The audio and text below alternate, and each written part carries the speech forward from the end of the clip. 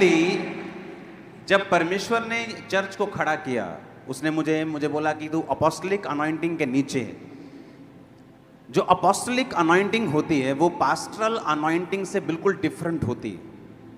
एक apostle church चला सकता है, चर्च रन कर सकता है, मिनिस्ट्रीज रन कर सकता है, लेकिन उसकी जो मेन कॉलिंग होती है वो क्राइस्ट की बॉडी को, जीसस क्राइस्ट की चर्च को ओवरऑल उनको एक मैसेज देना, उनके लिए एक पैटर्न सेट करना और उनके लिए एक लहर सेट करना, ये अपोस्टलिक अनॉइंटिंग का काम होता है। आमीन। जो भी चीजें आज मैं आपको यहां पे बता रहा हूं, कईयों को आज समझ नहीं आएंगी, पर कल आएंगी, परसों आ जाएंगी, लेकिन आएंगी जरूर। मेक श्योर, सुनो मेरी बात। पहला तीमुथियुस 5 उसके 23 आयत में लिखा, अपनी स्क्रीन पे देखेंगे। ये पौलुस है। कौन है और कौन था पौलुस? जिसने सबसे ज्यादा चर्चेस इस्टेब्लिश की, जिसने इतना सुसमाचार सुनाया कि उसने बाइबल में लिखा है कि जिस कॉन्टिनेंट में, जिस यूरोप कॉन्टिनेंट में वो रहता था, उसने कहा पूरे यूरोप में, पूरे उस एरिया में एक भी जगह नहीं रह गई जहां मैंने प्रचार नहीं किया। कलीसियाओं को पत्रियां जो लिखी गई पौलुस के द्वारा, उसने पैटर्न सेट किए कलीसियाओं के। मेरी बात समझ रहे कि नहीं? उसने प्रभु भोज के बारे में बात की, उसने एक कैरेक्टर के बारे में बात की, उसने एक पास्टर का कैरेक्टर क्या होना चाहिए, अगर पास्टर गिरा हुआ है तो उसे सेवा किस लेवल तक फिर वो नहीं जा सकता, कौन सी पदवी उसे कभी नहीं दी जा सकती अगर वो एक बार भी गिर चुका है। पौलुस ने हर एक चीज बाइबल में लिखी। उसने ये भी कहा कि अगर तुम नहीं मानो तो ना मानो, पर जो तुम्हें मैं कह रहा हूं ये परमेश्वर की आज्ञाएं हैं। आमीन। उसने मैरिज का पैटर्न सेट किया, उसने कलीसिया में प्रभु भोज किस तरह से लेना है उसका पैटर्न सेट किया। वो एक अपोस्टलिक अनॉइंटिंग के नीचे था, जो सिर्फ कलीसिया को प्रचार नहीं करता था, बल्कि जो ओवरऑल दुनिया की कलीसियाएं थी उनके वो पैटर्न को सेट करता था, उनकी डॉक्ट्रिन को सेट करता था और कमियों को खत्म करता था।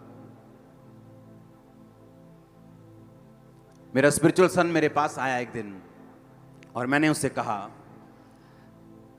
तेरा वेट बढ़ रहा है, तू जिम जाया कर।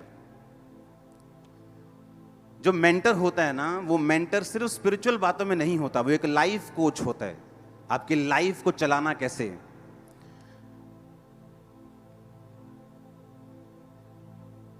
और कई बार जब एक प्रेरित बात करता है, उसकी बात लोग तब नहीं समझते, लेकिन बाद में समझते हैं। मैंने उसे बोला तू अपना वेट कम कर। ठीक है जी। मैंने कहा मैंने एक हेल्थ सेमिनार कराया था ना चर्च में 2 साल 3 साल पहले, हाँ उसको फॉलो करना है। ठीक है जी। कह के चला गया, फॉलो नहीं किया। एक दिन फोन आया, हार्ट ब्लॉक हो चुका है, अभी मौत हो सकती या स्टंट डालना पड़ सकता है, ऑपरेशन करना पड़ सकता है। स्पिरिचुअल आदमी, ये नहीं पाप कर लिया कोई, नहीं, स्पिरिचुअल आदमी,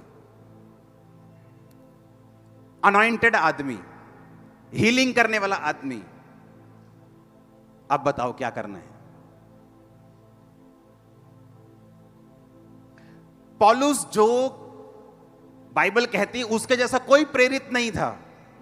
अपने स्पिरिचुअल सन तीमुथियुस को उसने क्या बोला, देखो बाइबल में पौलुस कहता है, भविष्य में केवल जल का पीने वाला ना रहे, परंतु अपने पेट के और अपने बार बार बीमार होने के कारण थोड़ा थोड़ा अंगूरों का रस भी काम में लाया कर। कौन कह रहा है? लंगड़े चलाने वाला प्रेरित। वो प्रेरित नहीं कह रहा कि लंगड़ा नहीं चल रहा तो अच्छा इसको इधर की साइड में डाल दो कि सेहत का ध्यान रख, क्योंकि हीलिंग पावर नहीं है। आप मेरी बात समझ रहे कि नहीं? कि हीलिंग पावर नहीं है, अच्छा भाई साहब तू एक्सरसाइज किया कर, क्योंकि हीलिंग पावर की कमी है। यहां हीलिंग पावर की कोई कमी नहीं थी। उसने लंगड़ों को चलाया, उसने अंधों को दिखाया, लकवे के रोगियों को चंगा किया, मुर्दों को भी जिलाया, बाइबल में लिखा है, हाँ या ना? और वो अपने स्पिरिचुअल सन को क्या कह रहा है कि तू अपनी डाइट का ध्यान रखा कर। आपको क्या लगता है? वो ये नहीं बोल सकता, ए तीमुथियुस जिथे जाना जा मैं तेरे नाल हाँ, ढिड पीड़ करेगा मेरे को आज ही प्रे करांगा। आप मेरी बात समझ रहे कि नहीं? एक ऐसा मैन ऑफ गॉड जिसको, जैसे खामबरा चर्च को लोगों ने फॉलो किया, हाँ पहले बोलते थे टेंट चर्च, ये भी कोई चर्च होता है, फिर सभी टेंट चर्च लगाने लगे। हाँ अभी सबको टेंट चर्च पसंद है।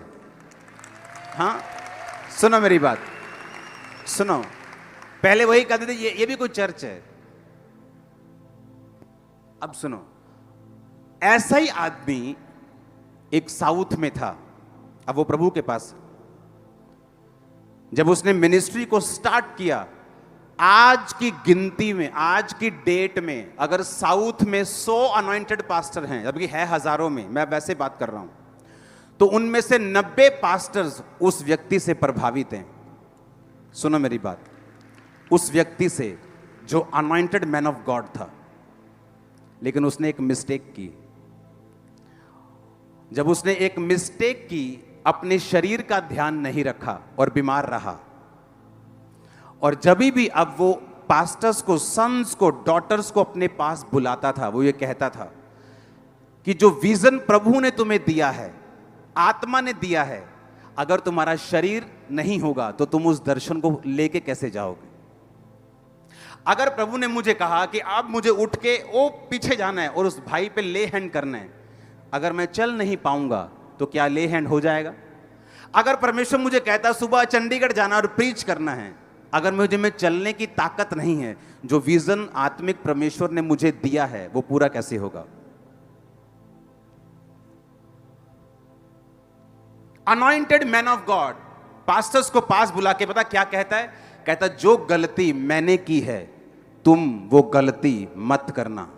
बाइबल कहती है, यीशु मसीह ने कहा तुम्हारा शरीर मेरा रहने का घर है, ये घर है मेरा, होम है मेरा, इसका ध्यान रख। मेरा घर है ये, तेरा नहीं है, ये मेरा घर है। यीशु मसीह ने कहा आपका शरीर आपका घर नहीं है, ये यीशु मसीह का घर है, उसका एड्रेस है आप लोग। और इमेजिन करो, आपकी सिगरेट, आपका तंबाकू, आपका नशा, बैड हैबिट्स उस शरीर को, उस घर को खत्म कर रही हैं जो परमेश्वर ने आपको दिया है। उस अनॉइंटेड मैन ऑफ गॉड ने बुलाया पास्टर्स को और कहा मेरी तरह अच्छा दर्शन रखना, मेरी तरह अनॉइंटेड काम करना, पर मेरी तरह एक गलती मत करना कि अपने शरीर का ध्यान ना रखना, मत करना ये गलती। मैंने ये गलती की है लेकिन मैं इसे सुधार नहीं सकता, मेरी जो कंडीशन है वो आउट ऑफ कंट्रोल हो चुकी है, लेकिन तुम अपना ध्यान रखना। और अब वो परमेश्वर के पास है, स्वर्ग में होगा, हाई प्लेसेस पे बैठा होगा। अगर शरीर का ध्यान नहीं रखेंगे तो स्वर्ग मिस नहीं करेंगे, स्वर्ग चले जाएंगे। पर इस धरती पर आप एक काम करने के लिए आए हो। हमारा मकसद सिर्फ स्वर्ग जाना नहीं है, फिर तो हम सेल्फिश हो गए कि सिर्फ स्वर्ग जाना हमारा मकसद है। हमारा मकसद है अकेले नहीं, आपको लेके जाना है साथ में। आमीन।